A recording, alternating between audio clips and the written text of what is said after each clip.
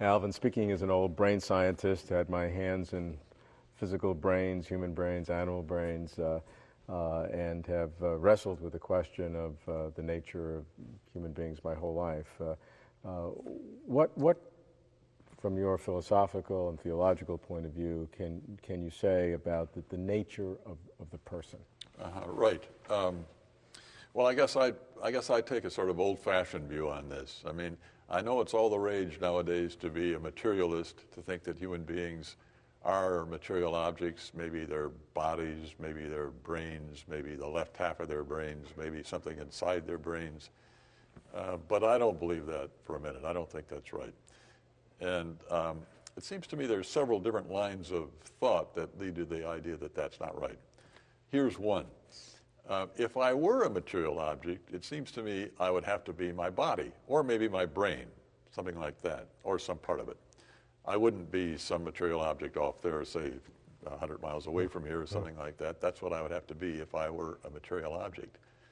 But it seems to me perfectly conceivable that I should exist when my body doesn't.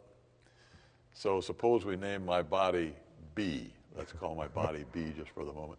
Seems to me I could exist when B doesn't.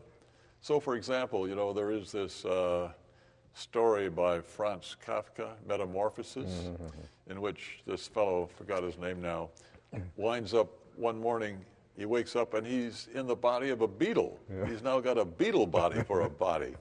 So he looks up and he sees his, you know, I don't know how many, I think a beetle has what, eight legs, but there they are all waving away. He finds it really hard to get out of bed. He's on his beetle back and so on. He finally gets out of bed, and I can imagine all this happening to me, going over and looking in the mirror. Wow, I'm a beetle. But that could happen when at the same time B, you know, that body that I was saying I wasn't, was destroyed.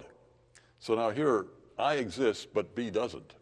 So if that's possible, if it's possible that I exist when B doesn't exist, then I'm not identical with B, because then there'll be something true of me that's not true of B, namely, possibly exists when B doesn't.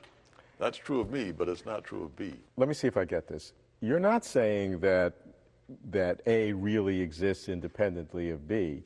What you are saying is that I can conceive that A could be independent of B. No, I'm saying something stronger. Where A is me and B is my body. Right. I'm saying it's possible that I should exist when B doesn't.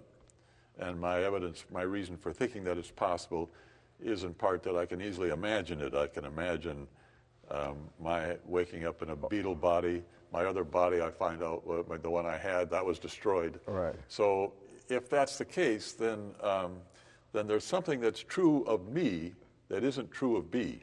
The truth is you can imagine it. The fact, whether it's true or not, in reality is not there. Let's just back up a little bit. If a given thing A is identical with another thing B, then whatever is true of A is true of B. They're the same thing, right? Right. So if I am the same thing as my body, then everything that's true of me is also true of my body, and vice versa, right? So far we're seeing eye to eye. Right. Okay. Well, if it's possible that I exist when B doesn't, then there's at least one thing true of me that isn't true of B, namely, possibly exists when B doesn't. Yes. That's something B can't do. Yeah. Right. So there's something true of me that's not true of B. Therefore, B and I are not the very same thing. We're not identical. And if that's the case, then I am not the same thing as my body. But this distinction between A and B is a possibility. It's not, it is an indeterminate fact. Well, but you're saying the possibility itself becomes a fact because it makes A and B different because there is this possibility. Yeah. So if is that sufficiently strong? Well, if there are possibilities for A that are not possibilities for B, then A and B are not the same thing. They're not the same thing in this counterfactual world, so to speak. Well, they're not the same thing at all. I mean, what I say is, this is called Leibniz's law, that if A is identical with B, then whatever is true of A is also true of B. or if A is identical with B, then every property A has is one B has, and conversely. Well, among the properties are modal properties, like being possibly such and such. Mm-hmm. So if it's true of A that it's possibly such and such, but it's not true of B that it's possibly such and such, then A and B are not the same thing. Well, that's the way my argument goes. I say it's true of me that possibly exists when B doesn't, but it's not true of B that possibly exists when B doesn't. Yeah. Therefore, B and I are two different fellows.